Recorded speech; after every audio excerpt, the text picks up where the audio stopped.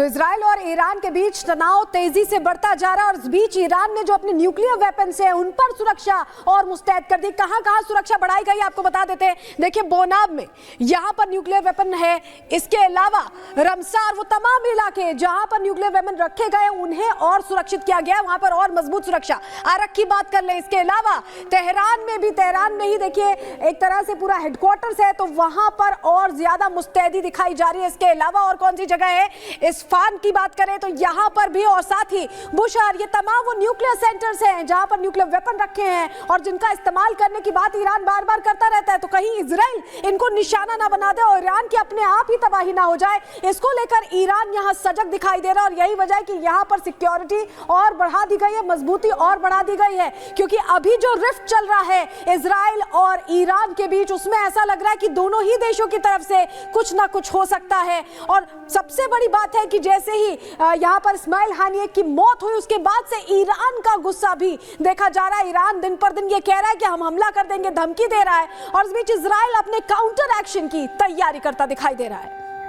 तो ये तस्वीरें आपको दिखा रहे थे, वो लोकेशन बता रहे थे, और खास मेहमान हमारे साथ जुड़ गए हैं बातचीत के लिए। मेजर जनरल वीके दत्ता जी जो कि रक्षा विशेषज्ञ हैं वो जुड़ गए हैं स्टूडियो से हमारे साथ। कर्नल शैलेंद्र सिंह जी हैं, रक्षा विशेषज्ञ हैं, बातचीत उनसे करेंगे।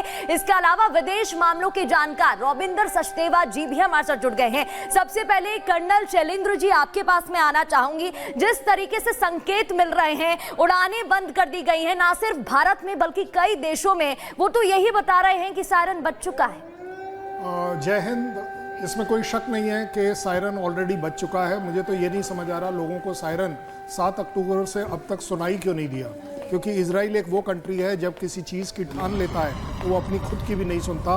और ये डिक्लेयर्ड पॉलिसी नेतन्याहू की थी कि हम हमास को ख़त्म करेंगे, होस्टेजेस को छुड़ाएंगे। मैं हमेशा से कहता आया हूँ कि हमास के पास, पैलेस्टीनियंस के पास, ईरान के पास, इन सभी कंट्रीज़ के पास एक बड़ा अच्छा ऑप्शन था कि होस्टेज रिलेटेड अगर आप कोई डील स्ट्राइक कर लेते हैं तो ये लड़ाई रुक जाएगी। आपने 100 होस्टेजेस के बदले में 40,000 पैलेस्टीनियन मरवा दिए। किसी का भी लॉस हुआ हो, ह्यूमैनिटी का लॉस ज़रूर हुआ है। सबसे बड़ी बात यह है कि अब जिस स्टेज पर ये वॉर चलती चली जा रही है और एक ऑर्गेनाइज्ड वॉर में कन्वर्ट होती दिख रही है, ये ज़्यादा मैटर ऑफ कंसर्न है। क्योंकि अगर ये सिर्फ एक टेररिज्म से रिलेटेड हमास, हिजबुल्लाह, हुती से रिलेटेड होता या अकेले ईरान से रिलेटेड होता तो शायद हम इसको हैंडल कर लेते हैं एट वर्ल्ड लेवल। बट अब ये बात जो है बाहर निकलती जा रही है। ईरान एक फुल फ्लेजेड रशियन सपोर्ट के साथ आना चाह रहा है। यूएस ने, मेरे ख्याल जिंदगी में मैंने कभी नहीं सुना कि आप अपनी एक submarine, nuclear part submarine deployment की अनाउंसमेंट करोगे।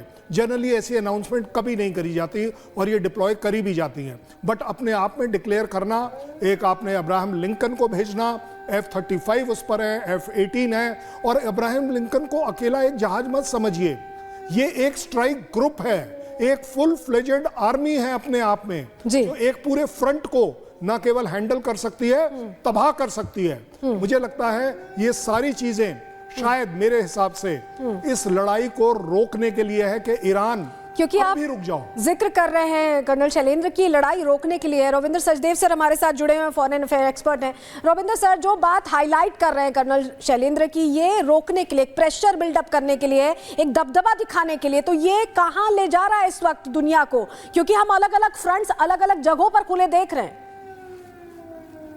हाँ, थैंक यू। यस, ये प्रेशर है रोकने के लिए, पर देखिए ना, इतना ज्यादा प्रेशर लगाया जा रहा है अगर रोकने के लिए, दैट मीन्स मामला काफी सीरियस हो चुका है।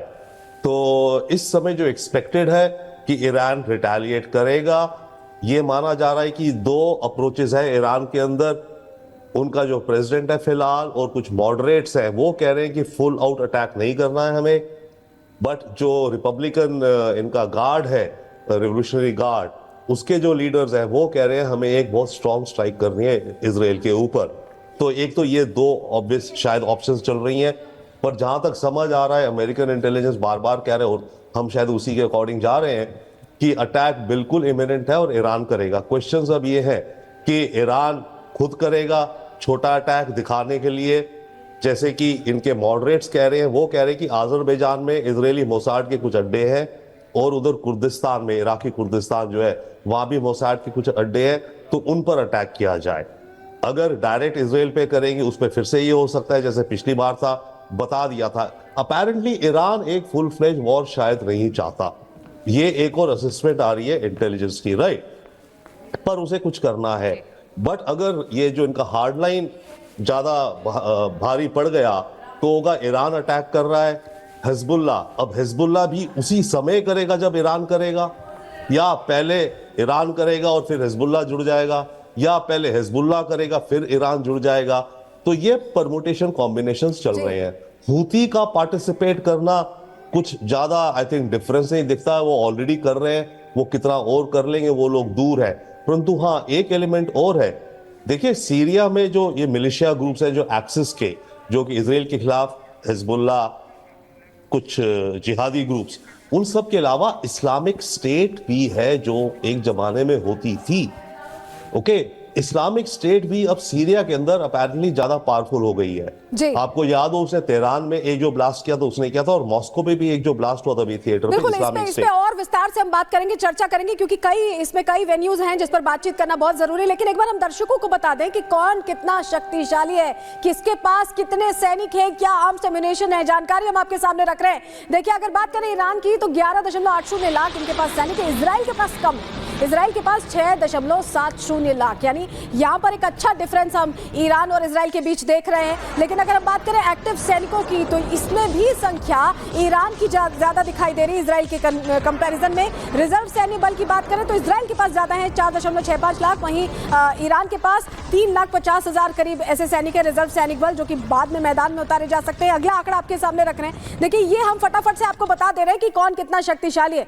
इजराइल में पैरामिलिट्री फोर्सेस की बात करें तो 35,000, वहीं ईरान के पास देखिए 2,20,000 पैरामिलिट्री फोर्सेस की शक्ति है, यानी और ज्यादा मजबूती यहां दिखाई दे रही है। वायु सैनिकों की बात करें तो 89,000 है इजराइल के पास, ईरान के पास कम है 42,000, और यही वजह कि ईरान इस मामले में थोड़ा पीछे है, तो इजराइल इसका फायदा उठा सकता है। वहीं अगर थल सेना की बात करें तो 5,26,000 यहां पर थल सैनिक हैं इजराइल के पास, वहीं ईरान के पास कम है 3,50,000 है करीब। नौ सैनिक की बात करें तो यहां भी इजराइल का देखिए पलड़ा ईरान से भारी दिखाई दे रहा है, 18,500 ईरान, 19,500 नौसैनिक इजराइल के पास हैं।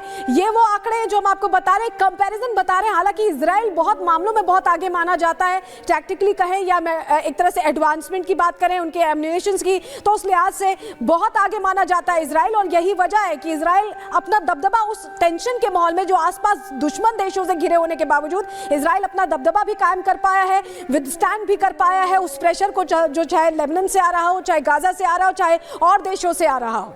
बिल्कुल, तो ये आपको ग्राफिक्स और पॉइंटर्स के जरिए बता रहे थे किसमें कितना दम है। लेकिन मेहमान लगातार हमारे साथ जुड़े हुए, मेजर जनरल वीके दत्ता जी, आपके पास मैं आना चाहूंगी। आप जरा समझाइएगा ये जो वैश्विक युद्ध की बात हो रही है, इसमें क्योंकि बीच में अमेरिका की भी भूमिका हो जाती है, इजराइल से मुलाकात और बातचीत, एक वो पॉइंट आ जाता है। दूसरा पॉइंट यहाँ पर यह भी है कि जो 4 महाशक्तिशाली देश हैं वो मैसेज भेज रहे हैं। तो ये जो इक्वेशन है और वैश्विक युद्ध की हम बात करते हैं कि अगर जंग तो फिर वो शुरू हो जाएगा, ये बताइएगा। देखिए, ऐसा है कि जब से जंग शुरू हुई है 7 अक्टूबर के बाद, ये बिल्कुल क्लियर था कि जितनी कार्रवाई हुई वो ईरान के बढ़ावे से हुई, उसकी प्रॉक्सीज के द्वारा की गई, चाहे वो हिजबुल्लाह हो, हमास हो, हुती हो, या सीरिया के अंदर उसके जो सपोर्टर्स हैं एसएस के, ये सारे लोगों ने मिलकर इजराइल के ऊपर हमला किया। इजराइल ने उसी दिन ठान लिया था, और नेतन्याहू साहब ने वार्निंग दी थी कि अभी जो कार्रवाई इजराइल करेगा इनकी 10 पुश्तें याद रखेंगी। और उसके चलते आप देखें कि हमास ने जो भी कार्रवाई करी या जो भी ईरान के द्वारा इंस्टिगेशन हुआ, 40,000 पैलेस्टीनियन मारे गए। ये एक बहुत बड़ी ह्यूमन ट्रेजेडी है। अब सोचे कभी कि एक छोटा आपने टेररिस्ट अटैक किया और आपने उसका अंजाम नहीं सोचा कि क्या होगा, क्या इजराइल आपको छोड़ देगा? अभी जो भी कार्रवाई हुई, इजराइल का टारगेट था कि जितने हमास के लीडर हैं अब उनको ढूंढ ढूंढ के मारेंगे। नेतन्याहू साहब ने बिल्कुल क्लियर किया था कि मैंने अपनी मोसाद को और सनबैत को ये हुक्म दे दिया है कि हमास के और हमारे खिलाफ जितने दुश्मन हैं उनके लीडर्स को ढूंढ ढूंढ के खत्म किया जाए। तो वो इजराइल ने अपनी कार्रवाई कर दी। अभी जहां तक ईरान का सवाल है, वो तो पहले से ही पीछे से जंग लड़ रहा था। क्या वो प्रॉक्सी से लड़ना चाहता है और क्या भी डायरेक्ट आना चाहता है? अभी ऐसा है कि अगर ईरान डायरेक्टली इन्वॉल्व होता है जी इस्माइल हानिया के मारे जाने के बाद, क्योंकि इस्माइल हानिया, हाँ ये ठीक है तेहरान में था, लेकिन वो ईरान का लीडर थोड़ी था कोई, तो ठीक है मारा गया, डायरेक्टली वो इन्वॉल्व मार होता है तो एक और पॉइंट खुल जाएगा, एक और मोर्चा खुल जाएगा। यही हम लगातार दर्शकों को बता रहे हैं। एक तरफ रूस यूक्रेन का युद्ध होते हुए कितना लंबा वक्त हो गया है, सालों साल बीतते जा रहे हैं, और ये सभी जानते हैं कि यूक्रेन की तरफ से जब भी हमले होते हैं रूस पर, तो उसमें अमेरिका की बैकिंग होती है। बाकायदा जो एम्यूनेशन इस्तेमाल होते हैं वो भी अमेरिका की बैकिंग के जरिए ही होते हैं। लेकिन अब जब ईरान और इजराइल में युद्ध छिड़ता नजर आ रहा है, इजराइल और गाजा युद्ध के बीच, तो ऐसा लग रहा है कि अब अमेरिका के 4 दुश्मन तैयार खड़े हैं अमेरिका से बदला लेने के लिए। और अब अमेरिका अगर खुद को बचाने की कोशिश करता है तो क्या ये उन पर भारी पड़ेंगे? क्या अब एक ऐसा युद्ध शुरू होने वाला है जो दुनिया का भूगोल बदल देगा? क्योंकि हथियार ऐसे ही दिए जा रहे हैं और तैयारी ऐसी ही की जा रही है। रिपोर्ट देखिए।